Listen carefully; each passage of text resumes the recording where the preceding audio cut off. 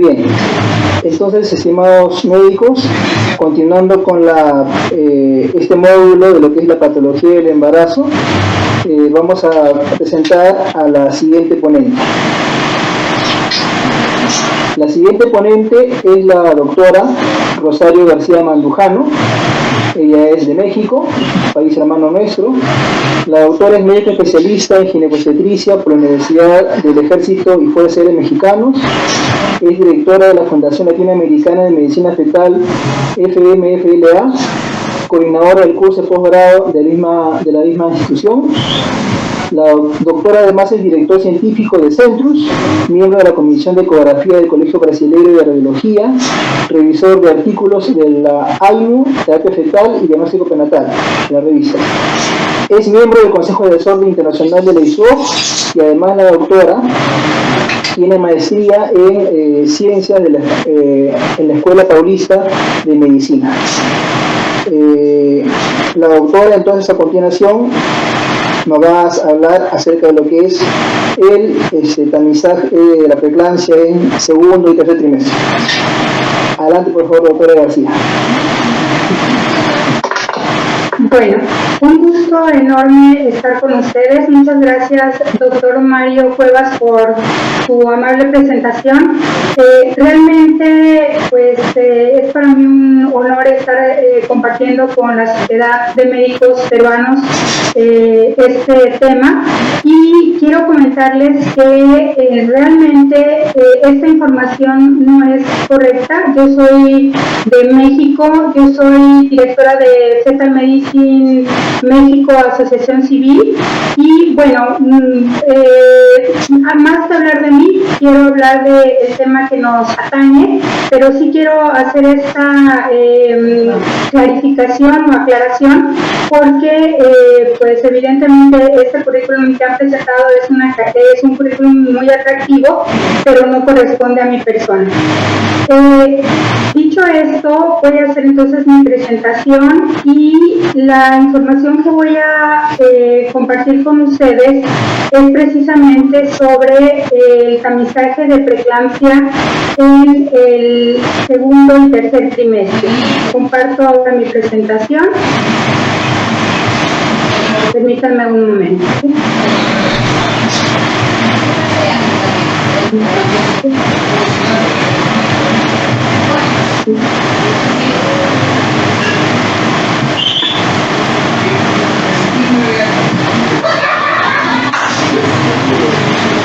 Bien, entonces les comentaba que este tema de preeclampsia es un tema que a mí me apasiona. El día de ayer tuve la oportunidad de compartir, de observar la presentación de Daniel Rolnik, quien nos habló del tamizaje de preeclampsia en el primer trimestre del embarazo, y pues yo platicaré con ustedes acerca de la posibilización en el tamizaje de preeclampsia en el segundo y tercer trimestre del embarazo.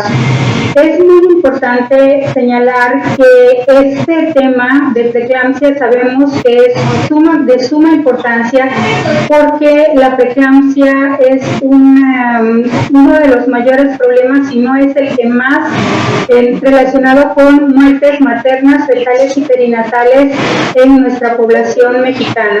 No solamente, en nuestra población mexicana y latinoamericana, sino prácticamente en todo el mundo. Es de suma importancia también mencionar que no solamente entidades científicas, sino también entidades sociales y entidades de otros tipos nos permiten, instituciones, trabajar en favor de mejorar la salud de mujeres embarazadas y sus hijos a través del cuidado y prevención, sobre todo, de los problemas de salud en las mujeres embarazadas y sus fetos, como lo mencioné anteriormente. Por tal razón, desde el año de 1999, la Organización Mundial de la Salud, como ustedes bien saben, lanzó los Objetivos del Milenio, que para el año 2014 tuvieron que modificarse, y surgieron entonces los Objetivos de Desarrollo Sustentable. La diferencia en realidad de estos es que han hecho algunas adaptaciones para lograr mejorar la la salud, la calidad de la salud en las mujeres embarazadas y sus hijos, evidentemente en toda la población mundial, pero yo quiero enfocarme específicamente a el número 3 de los nuevos Objetivos de Desarrollo Sostenible, nuevos de 2015, y el primero está relacionado con la salud y bienestar, es el número 5 que está relacionado con la igualdad de género, y finalmente está relacionado con Alianza para lograr los objetivos. Al final sabemos que nuestra intención como médicos ginecobstetras, como médicos fetales y como médicos maternos fetales es lograr mejorar la salud de nuestras mujeres embarazadas y sus hijos, pero no únicamente lograrla desde un punto de lograr que los problemas de salud que ya están presentes no desarrollen complicaciones mayores. El objetivo real es lograr la prevención, y esa prevención se logra pues básicamente la propuesta que nosotros tenemos a través de Fetal Medicine Foundation, que aunque ese tema es un tema que seguramente ustedes conocen, es un tema que platicaba ayer Daniel Rolni, que seguramente Jonathan Torres, si es quien me sigue en la plática, también comentará, y todos quienes hablemos de preeclampsia probablemente comentaremos, es la base para lograr la prevención de las complicaciones por preeclampsia en el embarazo.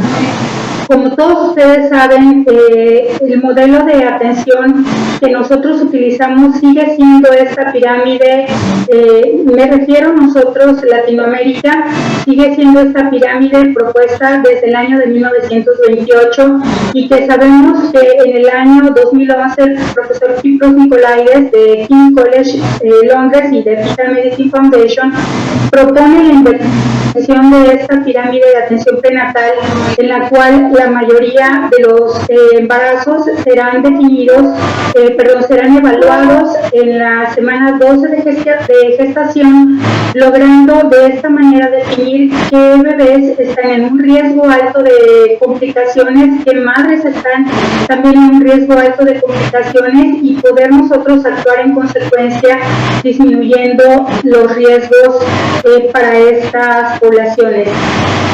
Esto lo hemos logrado ya en el primer trimestre del embarazo, desafortunadamente en los países de primer mundo.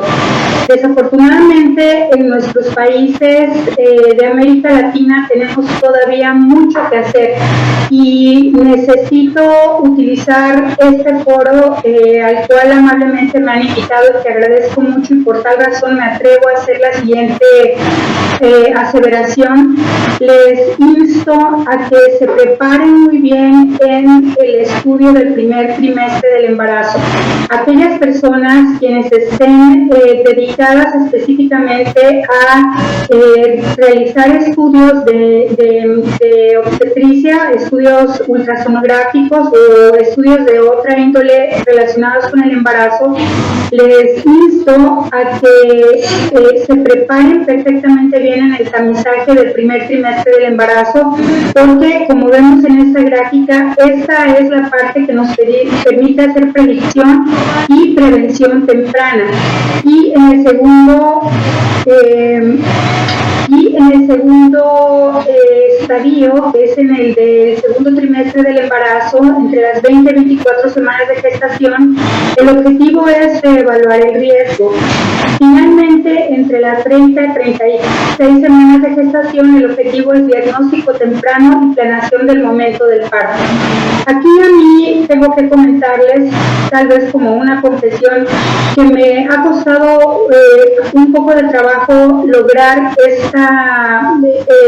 comprender perfectamente bien este tema que estoy compartiendo con ustedes el día de hoy, porque yo estoy totalmente comprometida con el primer trimestre, porque he vivido ya la experiencia durante más de 12 años de trabajo con el primer trimestre del embarazo, pero sobre todo he visto los resultados extraordinarios que podemos tener si hacemos un tamizaje adecuado y si aplicamos toda la metodología, hablando específicamente de preeclampsia, para prevenirla. Y la prevención, como ustedes saben, es muy económica, lo veremos en un momento más, aunque ya lo platicamos también ayer con el doctor Daniel, pero mi pregunta era, si estamos haciendo tamizaje en el primer trimestre del embarazo, entonces, ¿cuál es la importancia de hacer tamizaje en el segundo y en el tercer trimestre del embarazo? Consideraba yo, esto podría confundir a la gente que está apenas iniciando su preparación en este tema, puesto que puede haber una confusión entonces, si no hace tamizaje en el primer trimestre, voy a hacer tamizaje en el segundo o tercer trimestre, no pasa nada. Pero la realidad es que sabemos que no todas las pacientes tienen una buena respuesta a la aspirina. Sabemos también que no todas las pacientes son tolerantes a la aspirina. Sabemos también que la mayoría de nuestras pacientes todavía siguen llegando en esta etapa, en la etapa de, si bien nos va de la 30 a la 36 semanas de gestación, pero realmente la mayoría de nuestras embarazadas llegan después de la semana 37, 38 de gestación con complicaciones severas. Por tal razón, es muy importante considerar que debemos hacer tamizaje de preeclampsia desde el primer trimestre del embarazo siempre que nos sea posible, y cuando esto no nos sea posible, hacer el tamizaje de preeclampsia a través del segundo y del tercer trimestre. Esto únicamente como recordatorio, haciendo una comparación con la forma de predicción de preeclampsia de la Fetal Medicine Foundation con las guías NICE. Recordemos que guías NICE toma en cuenta factores de alto riesgo. Con uno de ellos debemos iniciar prevención de preeclampsia con aspirina, y los factores de riesgo moderado, con dos de ellos debemos iniciar la prevención con aspirina, esto según los resultados de Fetal Medicine Foundation. Aquí tenemos este nuevo abordaje propuesto para el tamizaje temprano para preeclampsia. Este se basó en un modelo de supervivencia en el tiempo para el nacimiento para preeclampsia. En este caso hubo un desplazamiento de la población general hacia la derecha, y este modelo lo que propone es que si nosotros permitiéramos que el embarazo continuara, en algún momento desarrollaría preeclampsia, pero evidentemente la población de bajo riesgo ya no le daría tiempo de desarrollar preeclampsia. Sin embargo, a la población de alto riesgo, el desplazamiento aquí del área bajo la curva es hacia la izquierda, y por tal razón estas pacientes desarrollarían preeclampsia antes del término del embarazo. Esto se ha visto con una sensibilidad del 1%, nos permite definir el 1% de la población, y esto nos puede permitir definir hasta el 60% de la población en alto riesgo. En un segundo momento, si nosotros consideráramos también los factores de riesgo, podemos ver aquí que el efecto en el tiempo, en semanas, está también definido por las características maternas de cada paciente. Por tal razón, por ejemplo, si tenemos una paciente cuya edad es 10 años después de 30 años, el riesgo para que el embarazo sea un embarazo de terminación previa, entonces tenemos un riesgo aumentado de desarrollar preeclampsia. Lo mismo sucede cuando tenemos, por ejemplo, las mujeres de raza afrocaribeña, surasiática, etcétera. Aunque no tenemos, hasta hasta el momento por parte de Fetal Medicine Foundation, pero probablemente el doctor Jonathan presentar, realmente no estoy segura, pero puede ser que él va a presentar resultados maravillosos que se han ido obteniendo con su trabajo aquí en México. La información que logran ustedes observar aquí no es una información que esté orientada o dirigida a pacientes latinoamericanas. Sabemos también, y esto es de suma importancia, porque aunque puede parecer algo repetitivo, es de suma importancia porque esa información es exactamente la misma información que se utiliza para el tamizaje de preeclampsia en el segundo y en el tercer trimestre del embarazo. Es de suma importancia tener un dispositivo que esté perfectamente estandarizado, y debemos utilizar una calibración con intervalos regulares. Aquí los que estamos proponiendo son los que observamos aquí, y el MicroLife es un dispositivo que se puede conseguir en nuestro país, en México, y seguramente en el resto de América Latina se puede conseguir sin ningún problema. Sabemos también que el método es reposo por 5 minutos con los brazos soportados, como se observan aquí, ambos brazos a la altura del corazón. Esto es muy importante. El tamaño del manguito debe ser relacionada con el tamaño del brazo de la paciente. Idealmente debe quedar a la medida no exacta, sino ligeramente mayor, para que no haya mediciones anormales en esta evaluación. Y la medida debe hacerse en ambos brazos con una diferencia de tiempo de 1 minuto entre cada toma, y se debe tomar el promedio de las dos medidas de ambos brazos.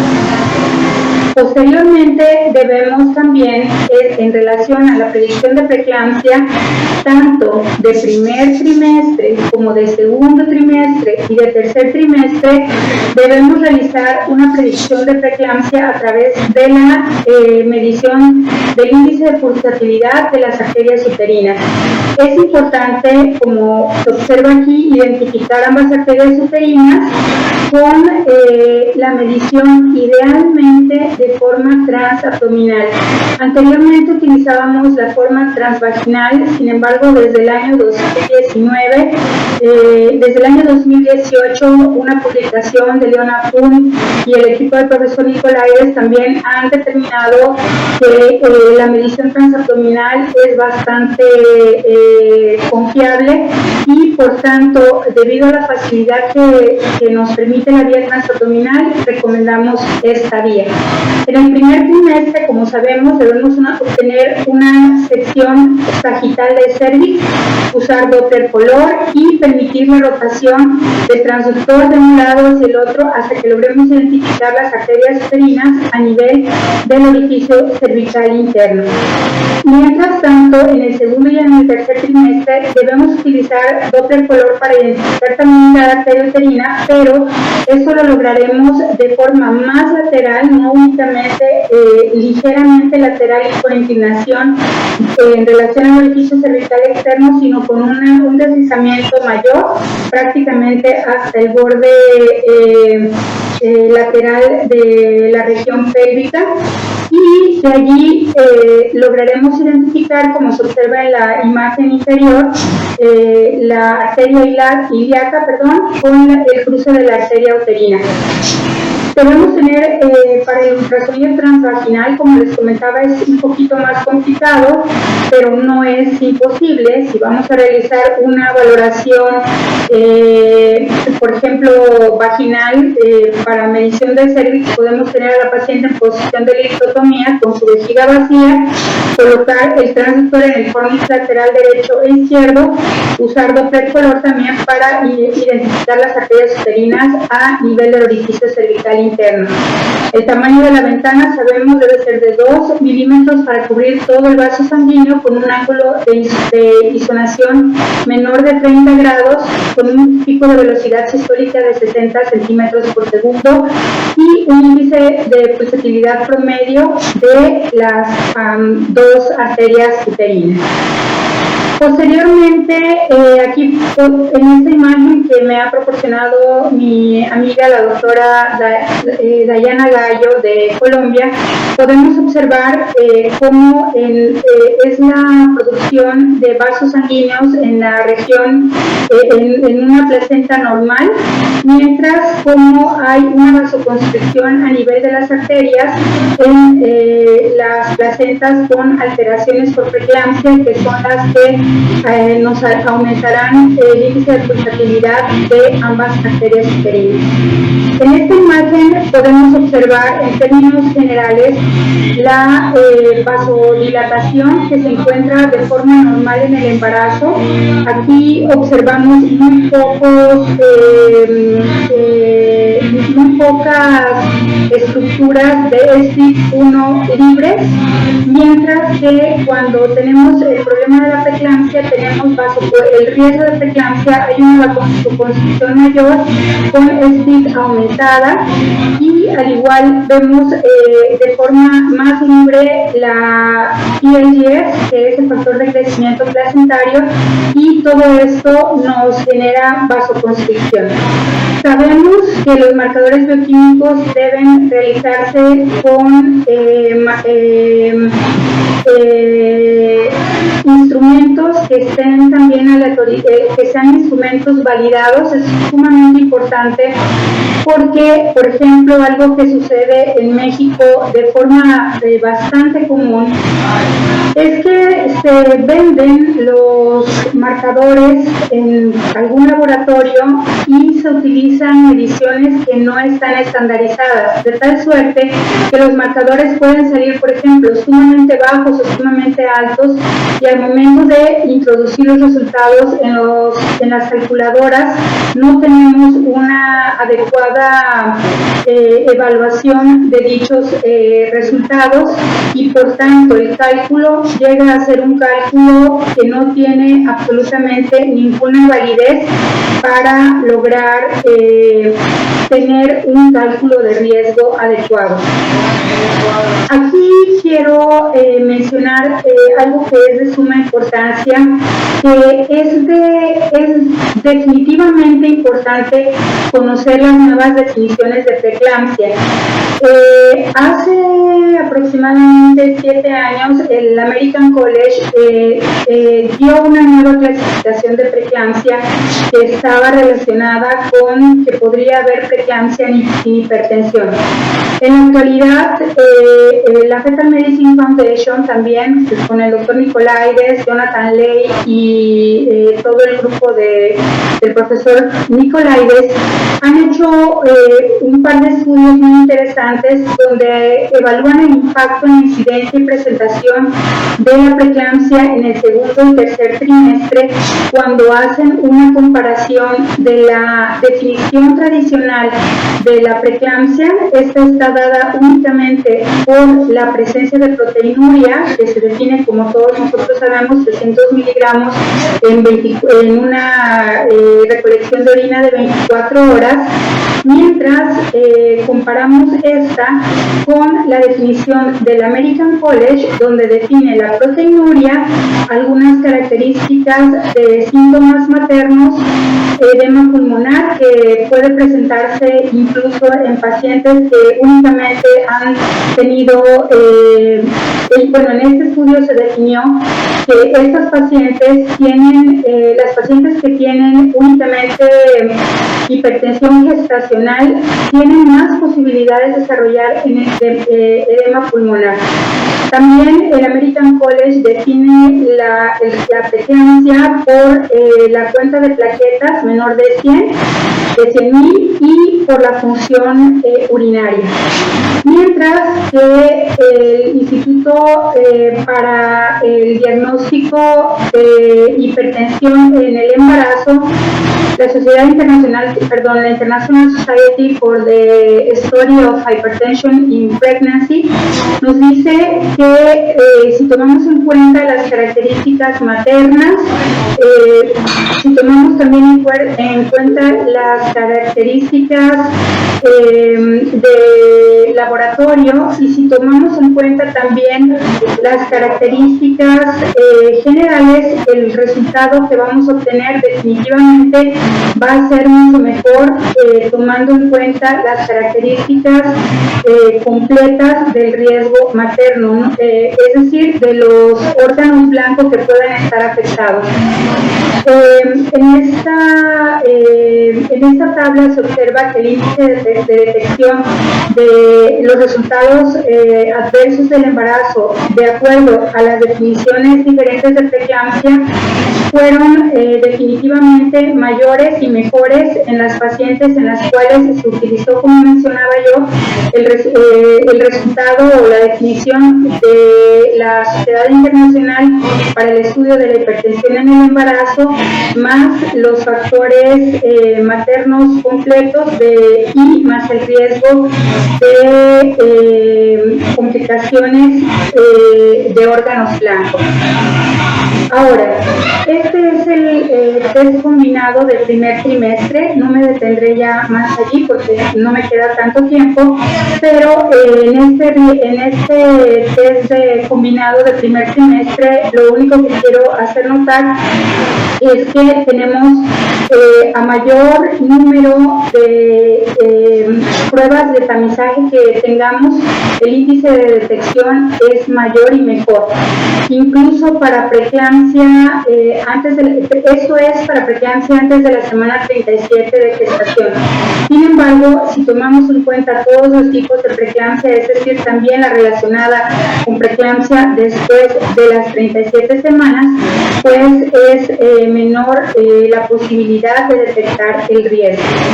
No me detendré a hablar sobre aspirina y quiero irme hasta estas gráficas donde podemos observar que la presión arterial media tiene un cambio importante desde el primer trimestre hasta el tercer trimestre, en donde podemos ir observando que aquí vamos haciendo una comparativa en el cuadro superior derecho, en el cual solo por historia clínica podemos hacer una detección de 50% antes de la semana 34 para preeclampsia antes de las que se desarrollará, antes de la semana 34, de 37% únicamente de la que desarrollará entre las 34 y las 37 semanas y solo del 35% de la que desarrollará después de la semana 37 de gestación. Sin embargo, si tomamos la presión arterial media en la semana 37 de gestación, podemos tener un índice de detección obviamente mayor, solo con la presión arterial media. Si tomamos en cuenta el índice de pulsatilidad de las arterias uterinas, vemos también que si para la detección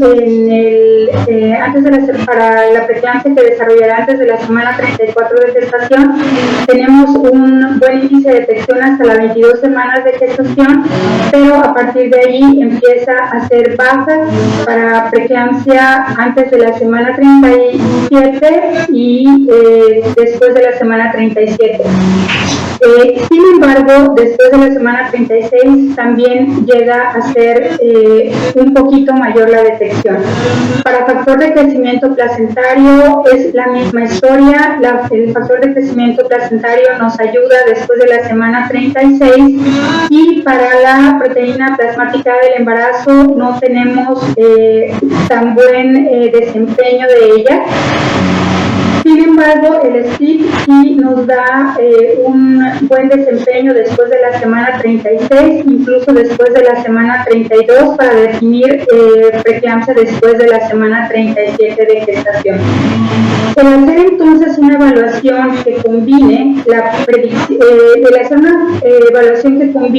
el índice de pulsatilidad de la arteria uterina con la presión arterial media y el factor de crecimiento placentario nos permitirá definir bajo riesgo en un 20%, moderado riesgo, alto riesgo y muy alto riesgo hasta en un 2%. Para ello se sugiere seguimiento a las 26 semanas de gestación, una reevaluación en este momento que nos permitirá hacer una definición nuevamente de bajo riesgo, que será el 95%, pero un muy alto riesgo, que será el 5% de las pacientes. Se sugiere una evaluación en 2 semanas y agregamos FLIP y podemos entonces aquí definir hasta un 95% bajo riesgo y un 5% en un muy alto riesgo y seguimiento a las 38 semanas de gestación. De esta forma podemos hacer un screening combinado a las 11 semanas de gestación que combine historia, presión arterial media, índice de pulsatilidad de la arteria uterina, factor de crecimiento placentario y PAP-A. Podemos definir un alto riesgo en el 20-40% de las pacientes. Para definir preeclampsia antes de la semana 37, damos aspirina y será de bajo riesgo el 80% de las pacientes. Pero en el screening combinado sabemos que no podremos tener el beneficio de la prevención a través de aspirina. Por esa razón es que, insisto, es de suma importancia realizar en lo posible el tamizaje en el primer trimestre del embarazo. Si realizamos el tamizaje a las 22 semanas de gestación con un índice de falsos positivos del 5%, podremos definir alto riesgo para el 20%, moderado riesgo 60% y bajo riesgo para el 20%. No necesitaremos seguimiento. Sin embargo, a las pacientes de alto riesgo se sugiere hacer un tamizaje en 2 semanas nuevamente. Nos dará un 10% de alto riesgo con un riesgo bajo en un 90%, volvemos a hacer tamizaje en la semana 32 de gestación y podremos definir nuevamente alto riesgo 5% y hacer tamizaje combinado a las 32 semanas de gestación, como mencionábamos, con seguimiento a las 38 semanas de gestación. Finalmente, hay hay un estudio muy reciente. La primera publicación fue del año 2020, hay una nueva publicación, esta del 2020 fue evaluada en pacientes en tercer trimestre y hay actualmente una nueva publicación que fue evaluada en el segundo trimestre del embarazo. Les invito a quienes estén interesados, toda la información que estoy presentando ahorita pueden encontrarla de manera gratuita en la página de la Fetal Medicine Foundation,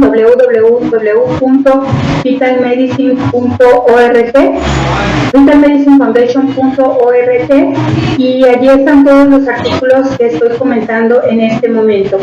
Pero a grandes rasgos quiero comentar que la evaluación se realiza a través de la evaluación de la arteria oftálmica de la madre, y se ha observado que el índice de detección para preeclampsia antes de la semana 37 es mucho mejor. Si tomamos en cuenta únicamente las características maternas, tenemos hasta un 55% de detección para preeclampsia si realizamos antes de la semana 37 y únicamente de un 33% si realizamos después de la semana 37 de gestación. Sin embargo, si logramos hacer todos los marcadores que hemos estado comentando, más los marcadores bioquímicos también, TLGF, el split, más la medición de la arteria oftálmica materna, podemos lograr para preeclampsia antes de la semana 37 un índice de detección hasta el 90% y antes de la semana 37 después de la semana 37 de gestación hasta un 60%. Esto, como les comentaba, este es el artículo de la semana 19 a 23 de gestación, y en esta igualmente se hace una evaluación considerando los marcadores bioquímicos, y observamos que con un índice de detección al 10% de falsos positivos podemos lograr hasta un 75% en pacientes antes de la semana 37 de gestación y hasta un 85% en pacientes después de la semana 37 de gestación. El resultado de este estudio tiene una muy interesante conclusión, que es que los pacientes con riesgo de preeclampsia pueden detectarse con mucha confiabilidad. Se puede prever la presentación de la preeclampsia para los siguientes 3 semanas de desarrollo del embarazo. Aún así, lo que se comenta es que no debemos tomar todavía este marcador como un marcador fehaciente, puesto que necesitamos tener en primer lugar un entrenamiento adecuado para la toma de la medición. Asimismo, se requieren más estudios para lograr concretar la funcionalidad y el desempeño de esta nueva prueba. Finalmente, quiero comentarles que es para mí es verdaderamente un compromiso con la población. Es el compromiso, puedo decirlo, de Fetal Medicine Foundation. Nuestro amigo Walter Ventura de Perú sabe muy bien esto y está muy comprometido también. Y es compromiso de una servidora de Fetal Medicine Foundation y de Fetal Medicine México, Asociación Civil, considerar que los problemas que son prevenibles en cualquier parte del mundo, hablaré específicamente de Reino Unido, King's College, el Centro de Investigación para la Salud Materna y Fetal de Londres, es sin duda alguna posible también prevenir la preeclampsia y prevenir las alteraciones que se presentan, que se pueden prevenir en estas partes del mundo. También es posible prevenirlas en nuestros países, en América Latina, y nuevamente les insto a que cualquier duda que tengan no titubeen en comunicarse con cualquiera de nosotros que hemos estado en la Fetal Medicine Foundation. Con mucho gusto estaremos muy ávidos de ayudarle.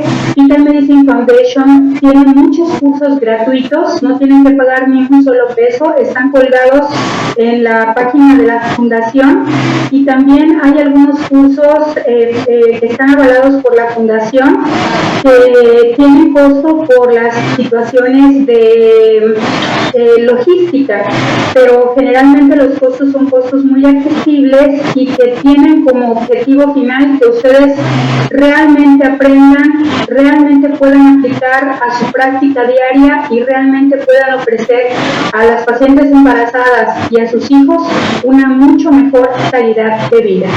Muchas gracias por su atención. Estoy atenta a cualquier duda o comentario.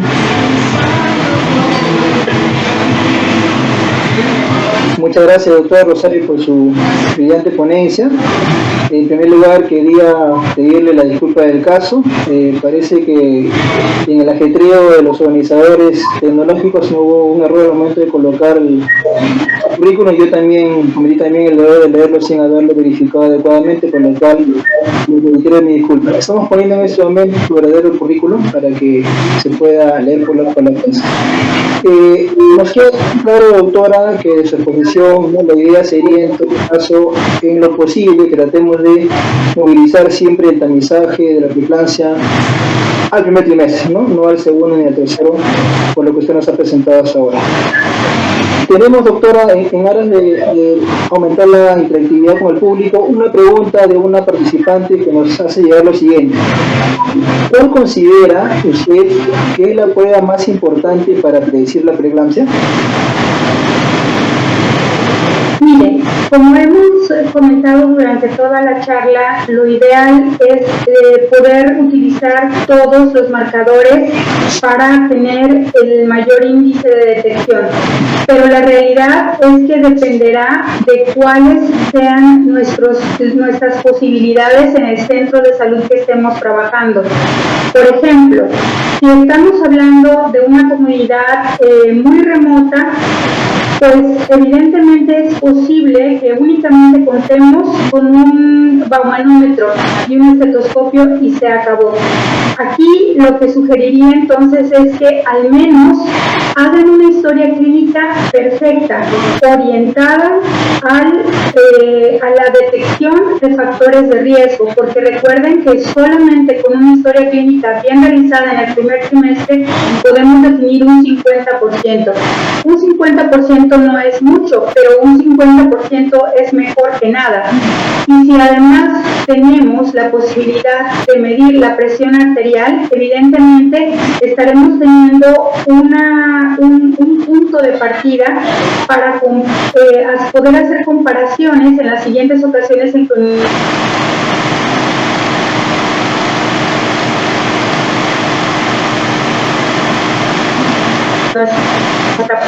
la visita por un mayor índice o una mayor atención por el riesgo que puede tener aumentar.